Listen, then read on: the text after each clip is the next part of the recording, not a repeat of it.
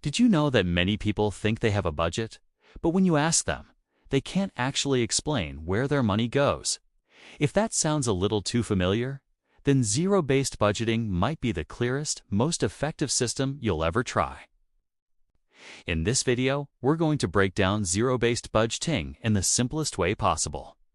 You'll learn what it is, how it works, and how you can start using it today, even if you've never budgeted before in your life.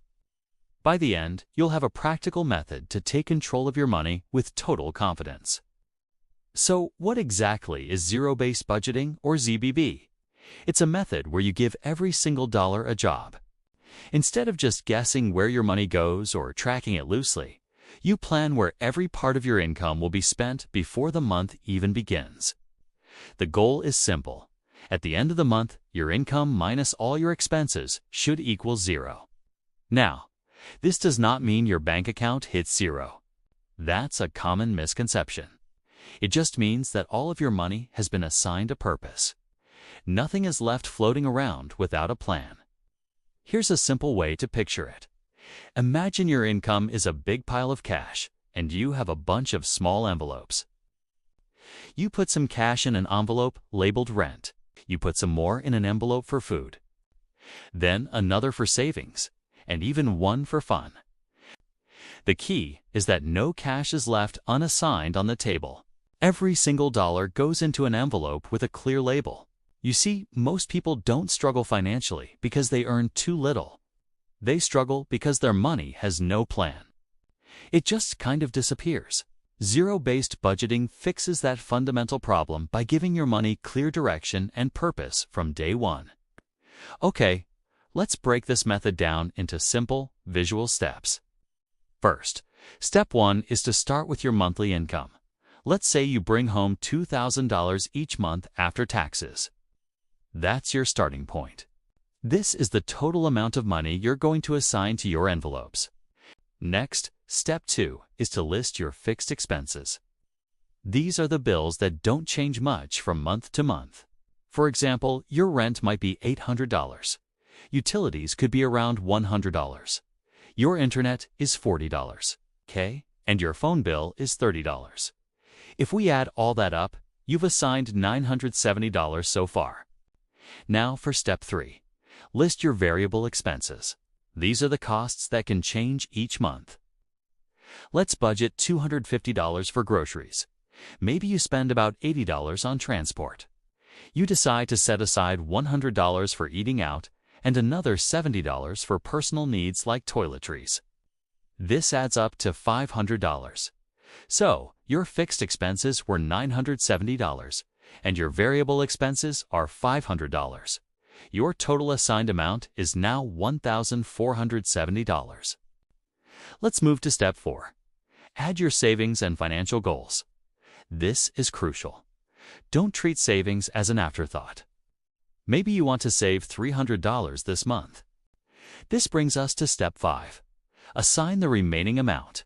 Remember, with our $2,000 income, we still have $230 left over. This money cannot just float around. You must give it a job. So, you decide to put $150 of it into an emergency fund, and the last $80 goes into a fun budget for movies or hobbies. And just like that, you've assigned the full $2,000. Your income minus your expenses equals zero. You've reached zero. This is the core idea of zero-based budgeting in action. But it doesn't stop there. Step 6 is to adjust during the month. Life happens. You don't just create the budget and forget about it. Let's say you overspend on groceries by $20. No problem. You just move $20 from another category, like your eating out budget, to cover it. You keep the entire system balanced. Think of it like moving water from one container to another. The total amount of water never changes. You're simply making small adjustments to make sure the whole system stays clear and accurate. So, how can you start using zero-based budgeting right after you finish this video? It's really straightforward. First, write down your income.